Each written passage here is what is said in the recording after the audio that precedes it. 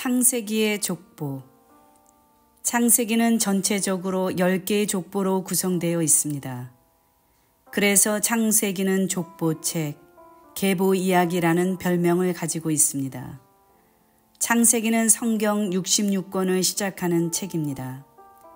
인류의 시작과 근원을 밝히면서 경건한 자손 한 사람 한 사람의 배후에서 섭리하신 하나님의 역사를 계시하고 있습니다. 창세기는 아담부터 요셉의 죽음까지 약 2300여 년의 거대하고 방대한 역사를 50장 분량에 모두 기록하고 있습니다. 하나님의 섭리를 그 짧은 50장에 세밀하게 기록한다는 것은 불가능합니다. 그리하여 창세기는 약 2300여 년이라는 길고 긴 세대의 구속 섭리를 족보 형식으로 압축하여 기록하고 있습니다. 창세기에 나타난 족보 이야기의 초점은 무엇입니까? 하나님이 경건한 자손들을 통하여 인류 구원의 경륜을 완성하시기까지 그 약속을 1.1획도 빠짐없이 그대로 이루어 주셨다는 사실입니다. 첫 번째, 창세기의 분류. 창세기는 크게 1부와 2부로 분류할 수 있습니다. 제1부, 창세기 1장에서 11장은 신학적으로는 원역사라고 부릅니다.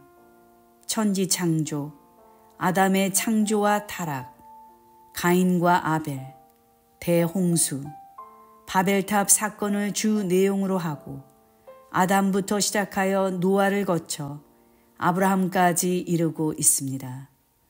창세기 1장부터 11장까지의 기간은 약 2023년입니다. 창조주 하나님의 통치에 반역하는 역사가 계속되고 바벨탑 사건으로 그 절정을 이루는 가운데서도 하나님은 인류 구원의 역사를 지속해 오셨습니다. 창세기 11장 끝부분에는 아브라함이 갈대아 우르에서 하란으로 이주하는 과정이 나타나 있습니다. 창세기 1장부터 11장까지 하나님의 구원 역사는 마침내 아담의 후손 중에서 아브라함 한 사람을 불러내시는 역사로 마감되고 있습니다.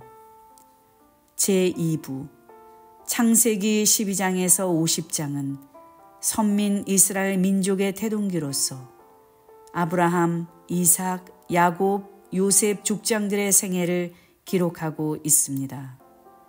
창세기의 제1부는 창조 기사와 아브라함이라는 인물을 부각시켜 놓았고 제2부는 4명 아브라함, 이삭, 야곱, 요셉의 족장 개인의 삶을 중점적으로 기록하고 있습니다. 제2부의 전체 연대는 약 280여 년에 불과합니다. 내용의 분량은 제1부보다 5배가량 많지만 역사가 진행된 기간은 제1부의 7분의 1밖에 되지 않습니다.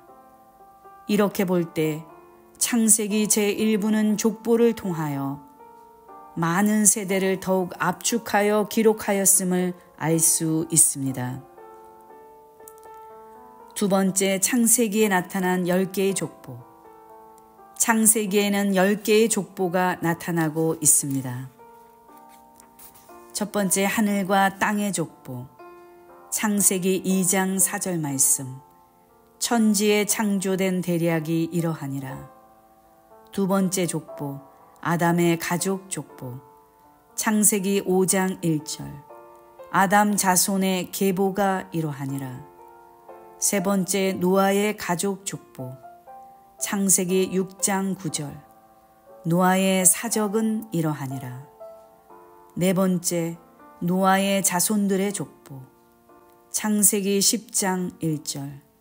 노아의 아들 셈과 함과 야벳의 후예는 이러하니라. 다섯 번째, 셈의 족보. 창세기 11장 10절. 셈의 후예는 이러하니라. 여섯 번째, 데라 아브라함의 족보. 창세기 11장 27절. 데라의 후예는 이러하니라. 일곱 번째 이스마엘의 족보. 창세기 25장 12절. 아브라함에게 낳은 아들 이스마엘의 후예는 이러하고. 여덟 번째 이삭의 족보. 창세기 25장 19절 말씀. 아브라함의 아들 이삭의 후예는 이러하니라. 아홉 번째 에서의 족보. 창세기 36장 1절 말씀. 에서 곧 에돔의 대략이 이러하니라. 열 번째 야곱의 족보. 창세기 37장 2절 말씀. 야곱의 약전이 이러하니라. 이와 같이 창세기의 족보는 10개의 족보로 구성되어 있는데 첫 번째에서 다섯 번째까지 족보는 창세기의 제1부에 해당되고 여섯 번째에서 10번까지의 족보는 창세기의 제2부에 해당됩니다. 각각의 족보에서 서두를 여는 톨레돗이라는 단어는 족보를 소개하는 경우와 새로운 이야기를 시작하는 경우로 구분되었습니다. 이러한 창세기 구조를 통해 얻을 수 있는 중요한 교훈은 다음과 같습니다. 첫째, 창세기의 족보는 창조와 타락, 심판과 회복의 역사를 말해주고 있습니다. 특별히 창세기 5장 족보에서 노아는 아담 타락 이후 홍수 심판에 처해진 인류를 회복시켜줄 구원의 중심 인물입니다. 그리고 창세기 11장의 족보에서 아브라함 또한 바벨탑을 쌓고 하나님의 구원에 도전하는 인류를 온 지면에 흩으신 심판 가운데서 선택하신 구원의 중심 인물로 묘사되어 있습니다. 둘째, 창세기의 족보는 구원 역사를 담당할 중심 인물인 아브라함에게 집중되어 있습니다. 그래서 창세기에 등장하는 10개의 족보는 아브라함을 중심으로 앞뒤 5개씩 연결되어 있습니다.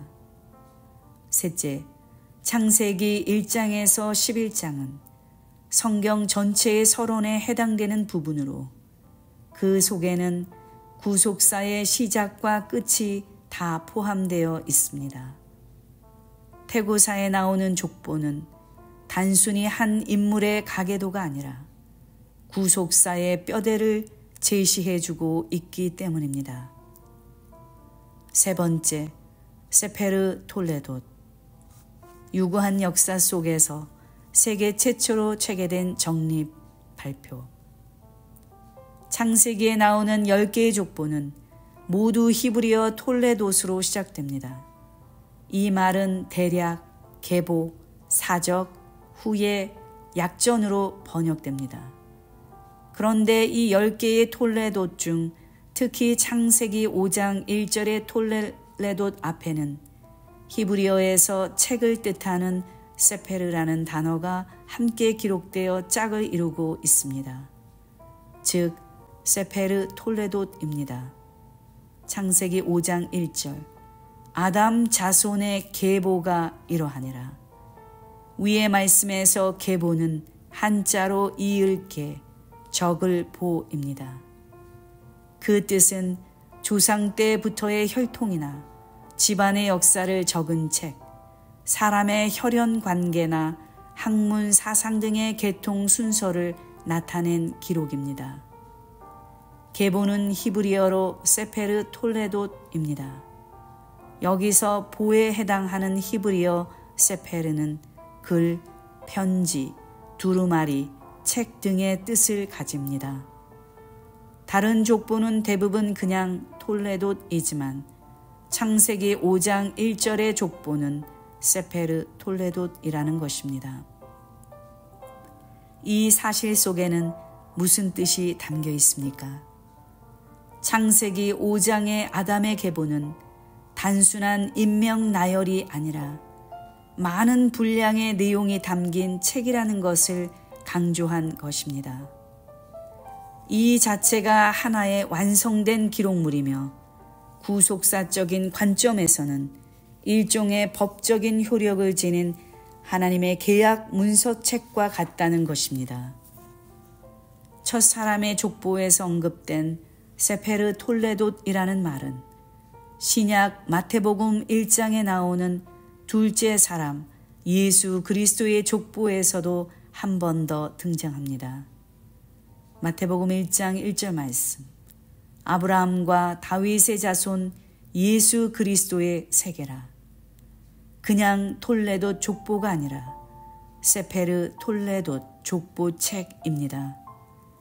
마찬가지로 그냥 게네세우스 족보가 아니라 비블로스 게네세우스 족보책입니다. 첫사람과 둘째 사람의 족보를 기록할 때 공통적으로 책, 히브리어로 세페르, 헬라어로 비블로스라는 수식어가 붙어 있습니다. 그러므로 마태복음 1장의 족보 역시 하나의 책을 이룰 정도로 방대한 내용을 담고 있는 완성된 책과 같다는 것을 암시하는 것입니다. 족보에는 가장 필요한 것만이 압축되어 있음을 우리는 잊지 말아야 합니다. 족보에 기록되어 있는 인물들이 각 세대 속에서 저마다 거친 세상과 싸우며 담당했던 위대한 사역들을 낱낱이 기록할 수 없기 때문에 족보로서 그 방대한 내용을 대신하고 있는 것입니다. 요한복음 21장 25절.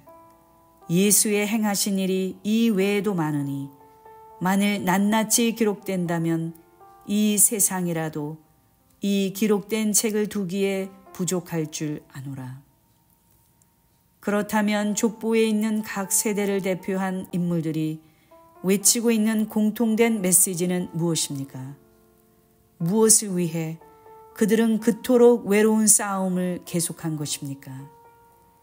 셋의 경건한 후손들과 셈의 경건한 후손들은 오직 살아계신 하나님의 인류 구원을 위해 세상에서 버림받고 외면당하는 뼈아픈 눈물과 한숨, 외로움 속에서도 저마다 구속사의 바톤을 이어받아 달리는 자기 역할에 충실했던 것입니다. 그러므로 창세기의 족보는 상고하면 할수록 인류 구원을 위한 끝없는 하나님의 사랑의 손길을 느낄 수 있고 은혜의 10년을 풍성하게 체험하게 됩니다. 거기에는 약속의 후손이 오시기까지 경건한 자손들이 담당했던 선한 싸움의 흔적들로 가득합니다. 이 같은 하나님의 그 뜨거운 열심이 마침내 예수 그리스도의 성육신과 십자가 대속의 역사로 인류 구원을 성취하신 것입니다. 네 번째, 창세기의 족보 연구 방향. 창세기에 나오는 10개의 족보는 모두 똑같은 형식으로 기록된 것이 아니라 때로는 2번씩 반복된 족보도 있고 단순하게 이야기식으로 끝낸 것도 있습니다.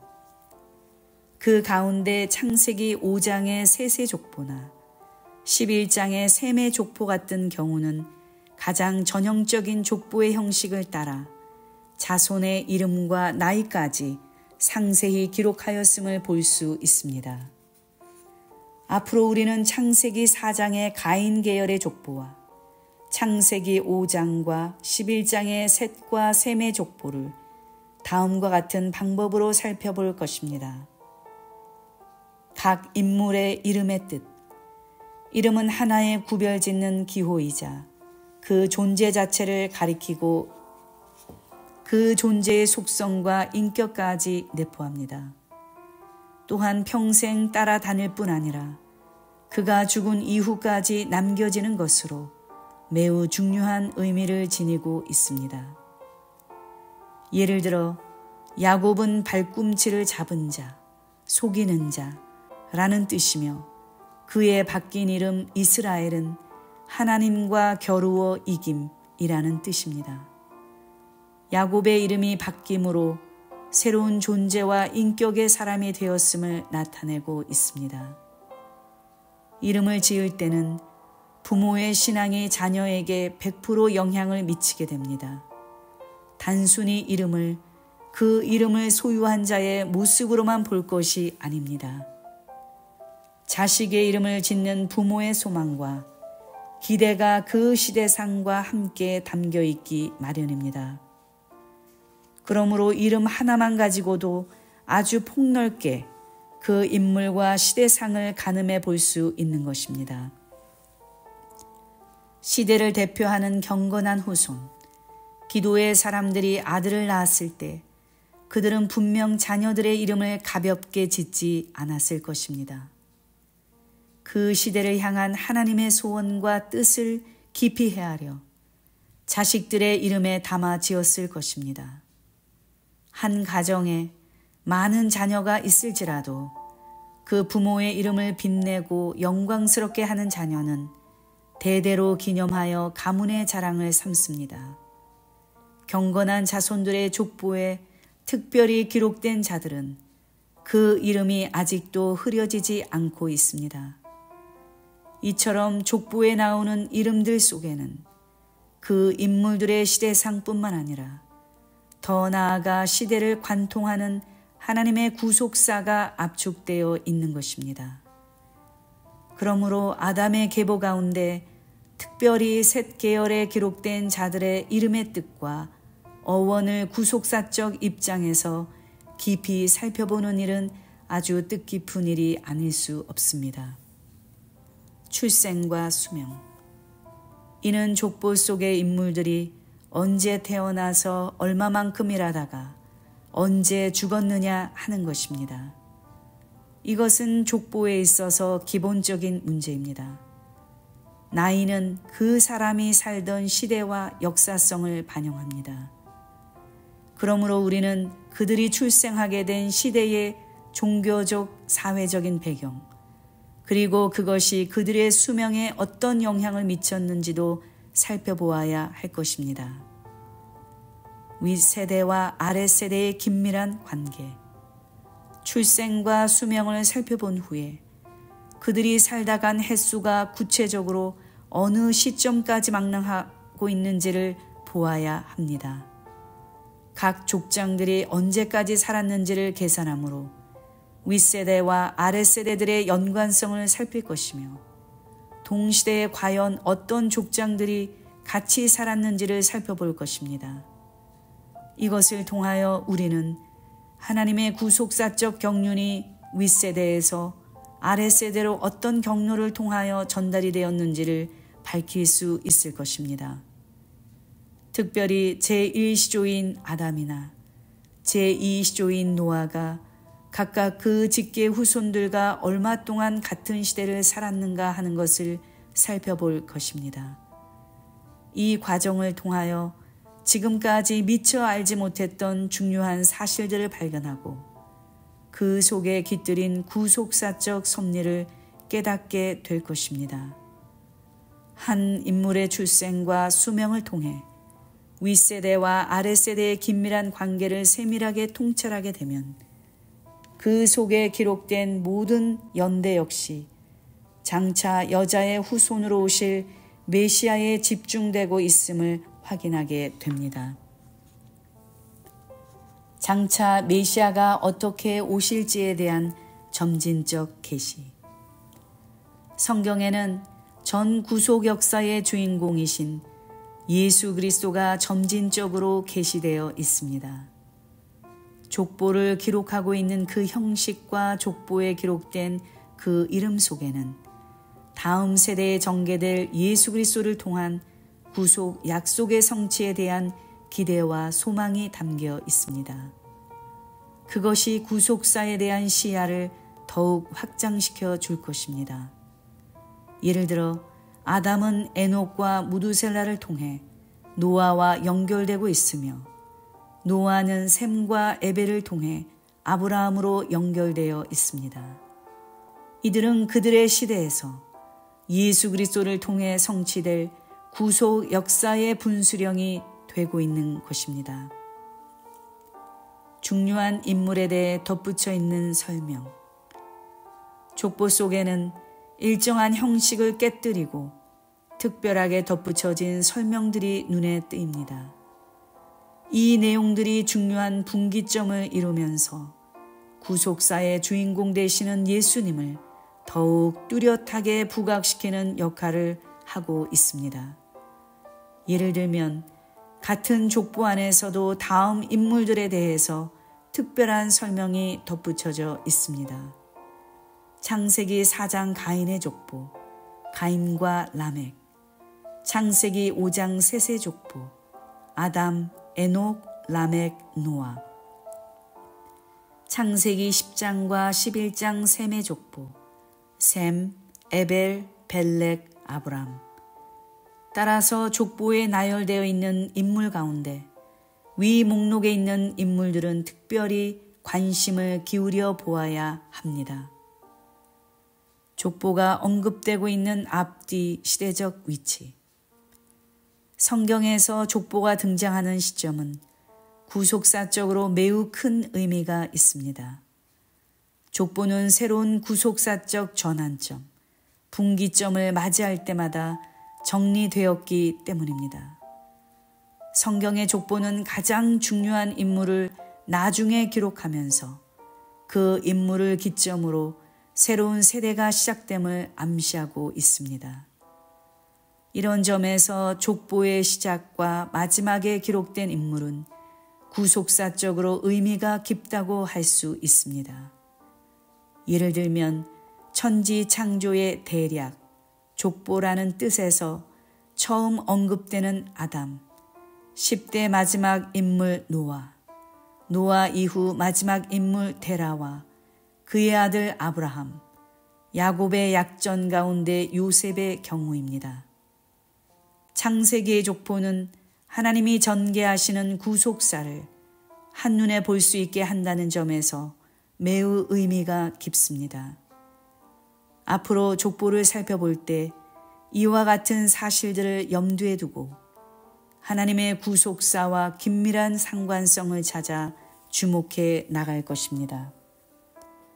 족보에는 구원 역사의 큰 물줄기를 붙잡고 주도해 가시는 하나님의 경륜이 살아 꿈틀대고 있으며 앞으로 오실 예수 그리스도를 증거하는 하나님의 계시 전달의 흔적이 담겨 있습니다. 앞으로 창세기의 족보를 공부해 나갈 때 모세가 그 옛날 이스라엘 백성에게 옛날을 기억하라, 역대의 연대를 생각하라고 하신 그 음성이 생생하게 들려올 것입니다.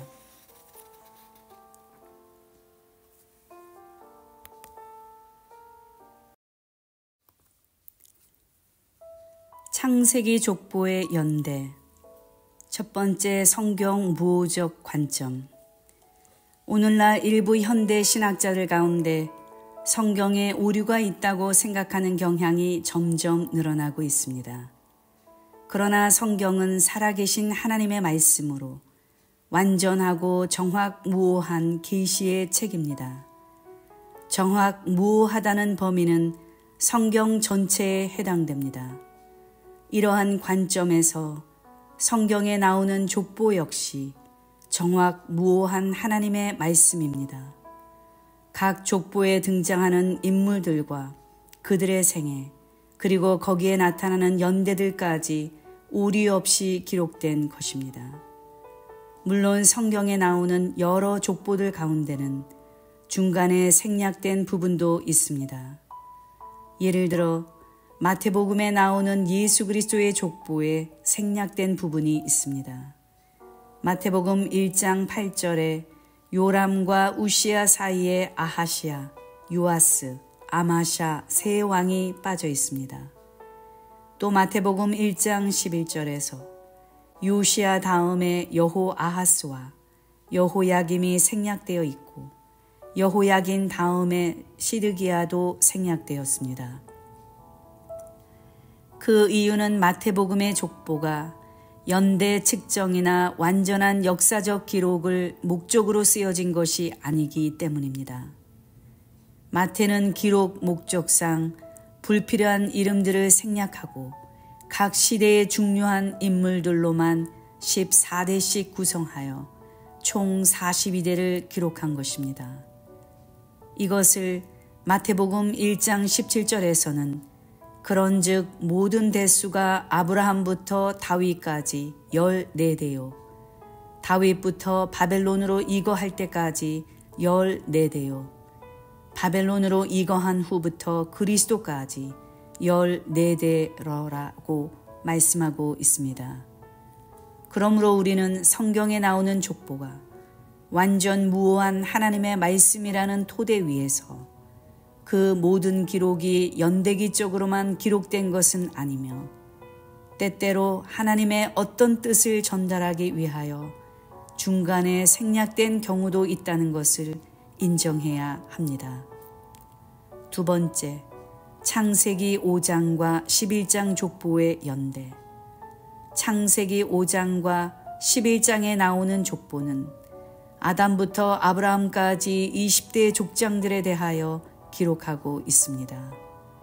아담부터 아브라함에 이르는 셋 계열의 족보는 연대기적으로 단절이 없는 기록입니다.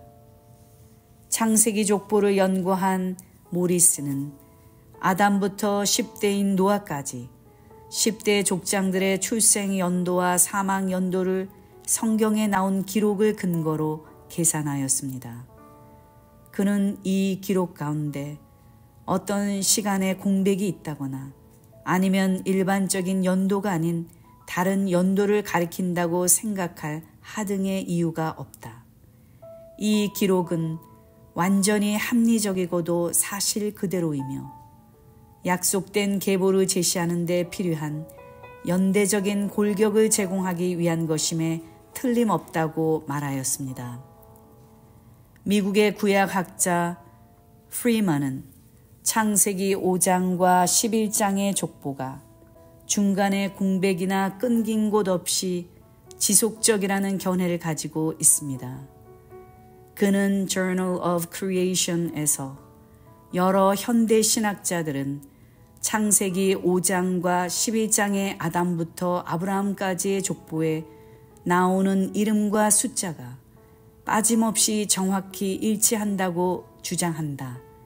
그들은 성경에 나오는 족보 중에는 몇몇 이름이 생략된 족보가 있는 것도 사실이나 그렇다고 모든 족보들이 다 생략되었다고는 볼 수 없으며 창세기 5장과 11장의 족보만은 그 법칙에서 제외된다고 말하고 있다라고 기록하고 있습니다. 퀼링도 이러한 입장을 가지고 있는 학자 중에 한 사람입니다. 그는 에스라 7장과 마태복음 1장 족보가 연속적이지 않은 건 사실이지만 성경에는 이들과는 다른 여러 유형의 족보들도 존재한다고 말합니다. 그는 창세기 5장과 11장 두 족보의 장자가 태어날 때의 아버지 나이가 나오는 것을 볼 때 두 족보가 시간 순서대로 기록된 연대기이며 두 족보에는 생략된 부분이 없다고 주장했습니다. 특히 창세기에 아브라함이 이삭을 낳을 때의 나이와 이삭이 야곱을 낳을 때의 나이가 명시된 것은 정확한 연대기를 작성케 하기 위한 목적이라고 강조하였습니다. 그렇다면 창세기 5장과 11장에 나오는 족보에 나타난 연대기적 기록들이 정확 무오하다고 보는 근거는 무엇입니까? 이에 대한 근거는 대략 세 가지 정도로 정리할 수 있습니다. 첫째, 창세기 5장과 11장의 족보는 20대에 걸친 족장들의 출생 시점과 자녀들을 출산한 나이, 그리고 그들이 이 땅에서 향수한 나이를 정확하게 기록하고 있습니다. 이처럼 정확한 연대에 대한 기록은 다른 족보에서 찾아볼 수 없는 두드러진 특징이며 동시에 이들 기록의 신뢰성을 갖게 해줍니다. 20대 족장들의 기록은 실제 역사의 기록입니다. 그렇지 않다면 이렇게 확실한 연대를 기록할 이유가 없었을 것입니다. 둘째, 창세기 5장과 11장에 나오는 20대 족장들의 순서는 성경의 다른 족보들의 순서와 모순되지 않습니다. 창세기 5장과 11장의 족보는 역대상 1장 1절에서 4절, 그리고 역대상 1장 24절에서 27절에 나오는 족보의 순서와 정확하게 일치하고 있습니다. 역대상 1장 1절 아담, 셋, 에노스.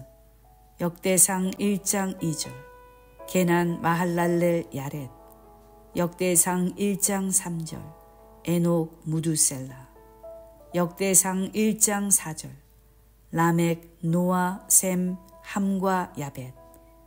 역대상 1장 24절 셈, 아르박삭, 셀라. 역대상 1장 25절 에벨, 벨렉, 루. 역대상 1장 26절 수룩, 나홀, 데라. 역대상 1장 27절 아브람 곧 아브라함. 또한 창세기 5장과 11장에 나오는 족보는 누가복음 3장에 나오는 예수님의 족보와도 일치합니다. 물론 누가복음 3장 34절에서 38절을 볼 때 한 사람이 차이나는 것을 발견할 수 있습니다.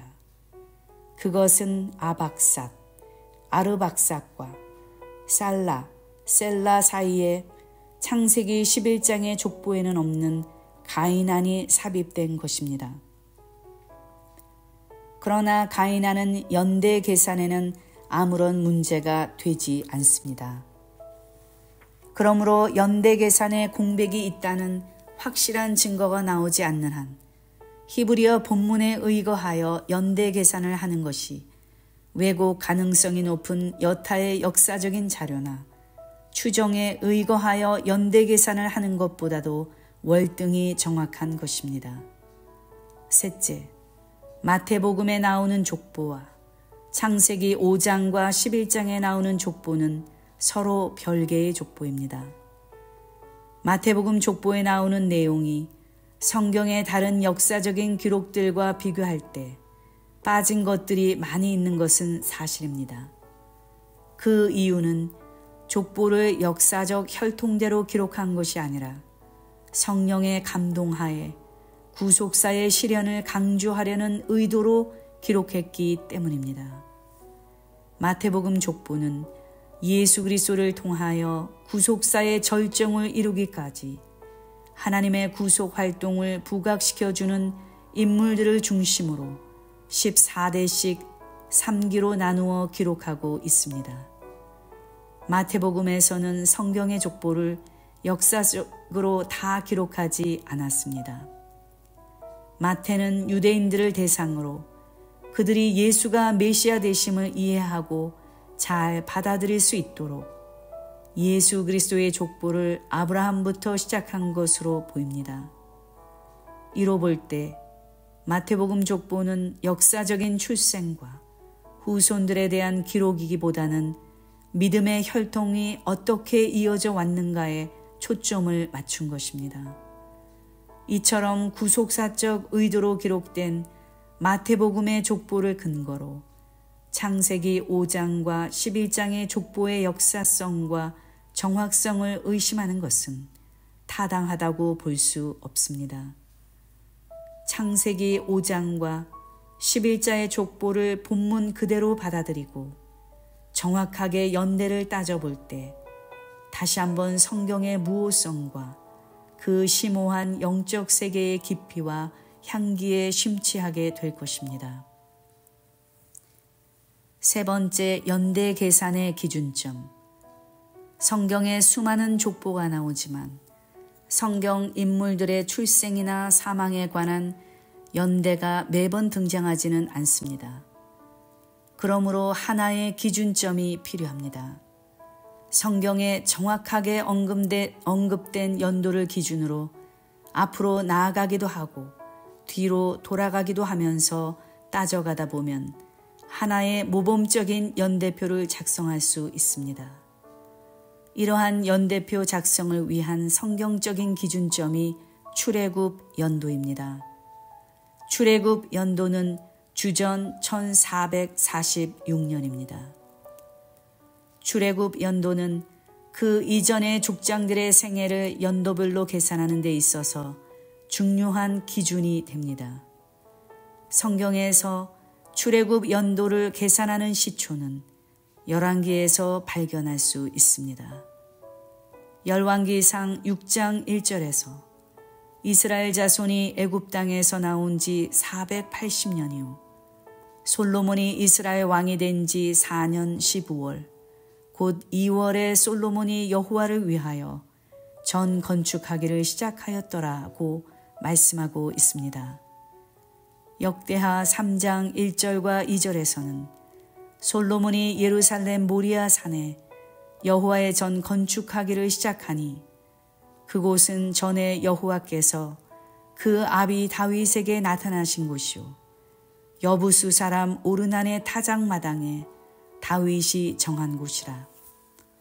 솔로몬이 왕위에 나아간 지 4년 2월 초 2일에 건축하기를 시작하였더라 라고 하면서 정확히 그 날짜까지 2월 2일이라고 증거하고 있습니다.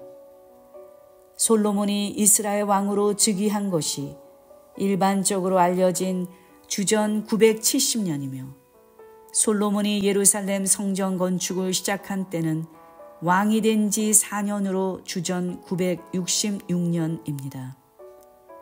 이를 근거로 하여 480년을 계산하면 출애굽 연도는 주전 1446년이 됩니다. 물론 출애굽 연도를 주전 13세기로 보는 자유주의적인 신학자들도 있지만 대부분의 보수적인 신학자들이 지지하는 주전 1446년이 보다 성경적이라고 여겨집니다. 애굽에 있었던 기간은 430년입니다.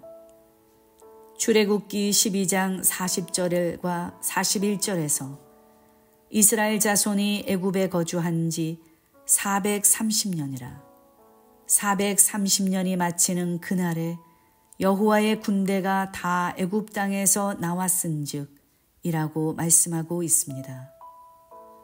그러므로 출애굽한 때가 주전 1446년이라면 애굽에 들어간 때는 주전 1876년입니다. 아브라함이 탄생하여 애굽에 들어갈 때까지 290년이 걸렸습니다.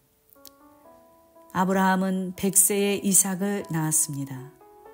이삭은 60세에 야곱을 낳았습니다. 야곱은 130세에 애굽에 들어갔습니다.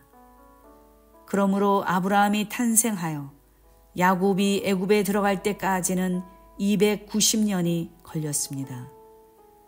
이를 근거로 출애굽했던 주전 1446년과 애굽에 있었던 기간 430년과 아브라함이 태어나 자손들이 애굽에 들어가기까지의 290년을 합산하면 아브라함이 태어난 해가 됩니다. 이는 주전 2166년이 됩니다.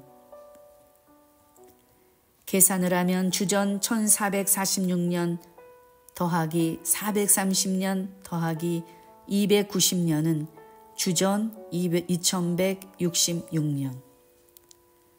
이와 같이 성경에 나타난 명백한 연도를 기준으로 하여 유추해 가면 성경에 나와 있지 않은 사건이나 인물의 출생 연도도 얼마든지 정확하게 계산해낼 수 있습니다.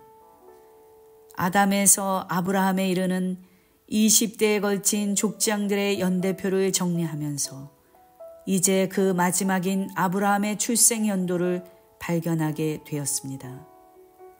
이를 기준으로 거슬러 올라가면서 연대를 계산하면 아담부터 시작하여 아브라함에 이르기까지 20대의 족장들이 살던 때가 언제였는지를 정확하게 알 수 있습니다. 이제 우리는 창세기 4장과 5장, 10장에서 11장에 나오는 족보를 중심으로 족보 속에 담긴 하나님의 구속사적 경륜을 살펴보도록 하겠습니다.